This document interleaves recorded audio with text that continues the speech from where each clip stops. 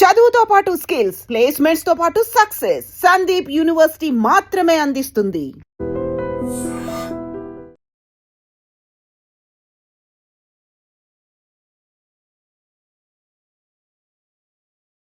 Sir 1969 నుంచి తీసుకుంటే ఉద్యమం శ్రీకాకుళం అంటే ముందు లక్షల బరి నుంచి శ్రీకాకుళం రైతాంగ పోరాటం, తర్వాత ఉత్తర తెలంగాణ, నల్లమల, రాయలసీమ ఇవన్నీ ప్రాంతాలు విస్తరించింది. ఓ ఎర్ర జెండా అనేది 16 రాష్ట్రాల పండిన పార్టీ.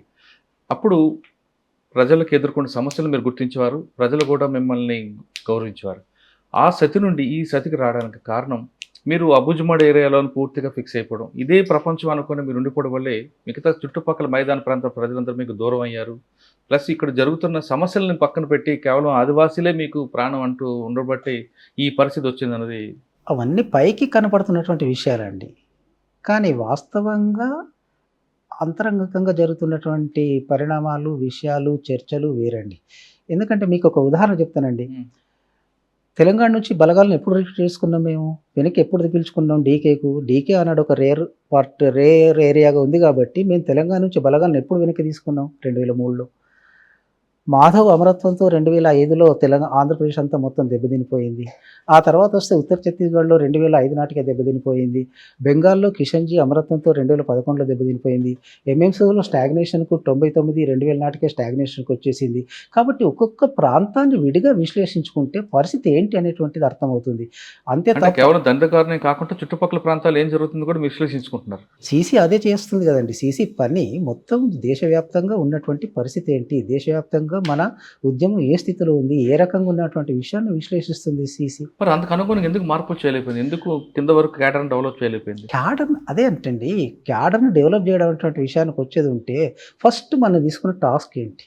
బలాబలాలను విశ్లేషించుకోవడం, దానిపై ఆధారపడి ఉంటుంది. కాబట్టి మేము అనుసరించిన పద్ధతులు నేను ప్రధానంగా చెప్తుంది 2000 తర్వాత నుంచి పిఎల్జీ ఏర్పడిన తర్వాత నుంచి మేము సైనిక కర్తవ్యాలపైన ప్రధానంగా ఫోకస్ చేసినాం. సైనిక కర్తవ్యాలపైన మేము ప్రధానంగా కేంద్రీకరించినాం. అది మేము చేసిన తప్పిదామని చెప్పి నేను చెప్తున్నా కదండి. అంటే ఒకప్పుడు పార్టీ ఐడియాలజీ దగ్గర ముందుకు వెళ్ళిన పార్టీ, చాలామంది చదువుకున్న వారు వచ్చిన పార్టీ క్రమేపీ తగ్గిపోవడం ఒకటి. 2 మావోయిస్టు పార్టీ, నక్సల్స్ పార్టీ అంటే కేవలం తుపాకీతో ఫైట్ చేయడం వరకే పరిమితం అయిందన్నది, దాడులు ప్రతిదాడి దీనికే అవుతుంది తప్ప మిగతా దాన్ని ముందుకు వెళ్ళలేదనేది బయట అనుకుంటారు.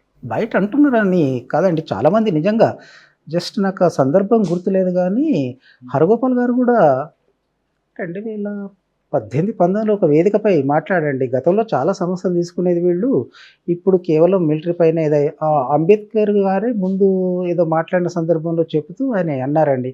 ఇంకా కొన్ని వ్యాసాలలో టంకశాల అశోక్ గారు మిగతా వాళ్ళు కూడా రాస్తున్నటువంటి సందర్భాలు ఉన్నాయి. చాలామంది మమ్మల్ని మీరు గాడి తప్పుతున్నారని చెప్పి విప్లవ క్యాంపును, విప్లవ శిబిరాన్ని వాళ్ళకు తోచిన సలహాలు, తర్వాత అభిప్రాయాలు వాళ్ళు వ్యక్తం చేస్తున్నటువంటి సందర్భాలు మేము అపహాస్యం చేస్తూ వచ్చాను తప్ప వాటి నుంచి నేర్చుకునే ప్రయత్నం చేయలేదండి. మీరు అంటున్నది కరెక్ట్. ఇప్పుడు నేను 22 పేజీల డాక్యుమెంట్లో అదే రాశానండి.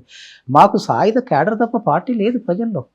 రహస్య పార్టీ ఏదైతే ఉండాలో అది లేదండి. అది మేము చేసిన మిస్టేక్. సార్ చాలామంది జనజీవన స్రవంతిలోకి వచ్చామంటుంటారు. చాలా అంటే మీరు అన్నారే లేదు కానీ కొంతమంది అంటుంటారు. మరి అడవిలో ఉన్న ఆదివాసుల జనం కదా ఆ రకంగా ఎందుకంటే ఇప్పుడు మనం ఏ రకంగా వ్యాఖ్యానించుకుంటాం అనేది ఉందండి. ఎందుకంటే ఒక పరిమితమైనటువంటి ప్రజలకే కేవలం ఆదివాసులు భారతదేశ జనాభాలో 8.4% ఉన్నారు.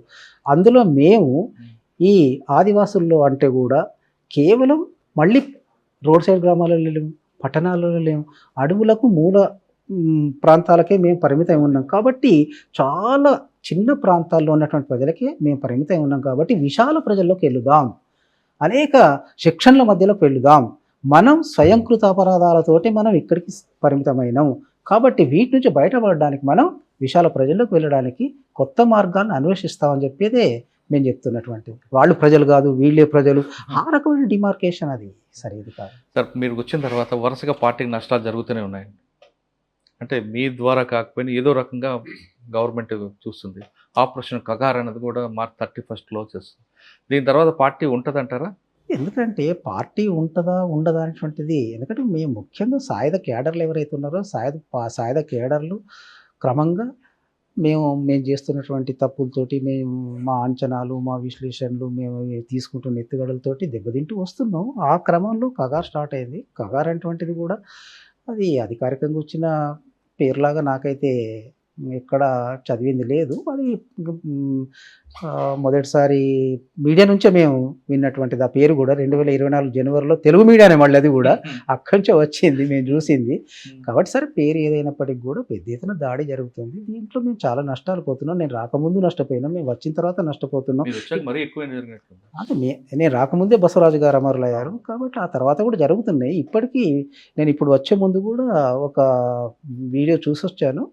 దాంట్లో పౌర హక్కుల నాయకులు ఎవరో వారు దీని మీద విశ్లేషిస్తూ మాట్లాడుతున్నారు. కాబట్టి అది కొనసాగుతుందండి. అందుకోసం ఏంటంటే, పార్టీ లేకుండా సైన్యం నిలబడడం కానీ, సైన్యం ఉండడం కానీ సాధ్యం కాదండి. కానీ పార్టీలో మిలిటరీకి సంబంధించిన వరకు హిడ్మా ఎన్కౌంటర్, తర్వాత బసరా ఇంకొక వ్యక్తి ఉంటారు, ఆయన కూడా లొంగిపోవడం, అరెస్ట్ అవడం, ఇవన్నీ కూడా పార్టీకి మిలిటరీకి దెబ్బ కొడుతుందా కొట్టదా? ఎందుకంటే ముందే చాలా దెబ్బతినిపోయినాం కదండి. ఎందుకంటే పార్టీలో జనరల్ సెక్రటరీ అమరుడు కావడం అనేది చాలా పెద్ద తీవ్రమైనటువంటి ఎవరిని నష్టం. ఊహించారంటే అవుతుంది అలాగని? నేనైతే ఊహించిందండి. ఆయనతో అన్నాను నేను నవంబర్ 18 నాడు కలిసినప్పుడు ఆయనతో, మమ్మల్ని అందరినీ నువ్వు మనం అనుకున్న విధంగా వెళ్ళాలని చెప్పి అంటున్నావు దాదా, మరి నువ్వెక్కడ ఉంటావు? నీకు ఇక్కడ అసలు గ్యారంటీ ఏముంది? ఇక్కడ ఉండలేం కదా. మమ్మల్ని అందరినీ, నన్ను ఒరిస్సా పొమ్మంటున్నావు, దేవుజీని దక్షిణ బస్తర పొమ్మంటున్నావు, రాజధాని కోజధాని బయటకు వెళ్ళి బతకాలని చెప్పి అంటున్నావు. ఇటువంటి పరిస్థితుల్లో అసలు నువ్వెక్కడ ఉంటావు? నువ్వు ఉండలేవు కదా అంటే, ఇక ఉండాలి కదా ఎవరో మనం. నేను చాలా చిన్న టీం తోటి, ఒక 9 మందితోటి ఇదే ప్రాంతంలో సమన్వయంలో ఉంటానని చెప్పి చెప్పాడండి. ఇది ఏ ఒక్క నష్టం కూడా అనూహ్యమైంది కాదు. 2024 కగారు స్టార్ట్ అయిన తర్వాతనే మా సర్కిల్లో మీరు చూడండి, ప్రతి దాంట్లో మేము నిలబడలేము, ఉండలేము అంటే అనేటువంటి. కొంతమంది మీలాంటి వాళ్ళు ప్రభుత్వంతో రాజ్యంతో పోరాటం కన్నా ప్రజాస్వామ్యబద్ధంగా ప్రజలకు సేవ చేద్దాం మీరు వస్తున్నారు.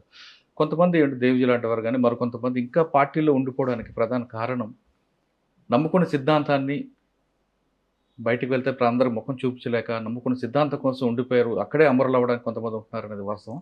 ఇక చెప్పలేమండి, ఎందుకంటే అందరి మధ్యన చర్చ జరిగింది. ఇప్పుడు నిన్న కాక మొన్న పడకల స్వామి ఆయన ఎన్కౌంటర్లో చనిపోయిన విషయం మీకు తెలుసు.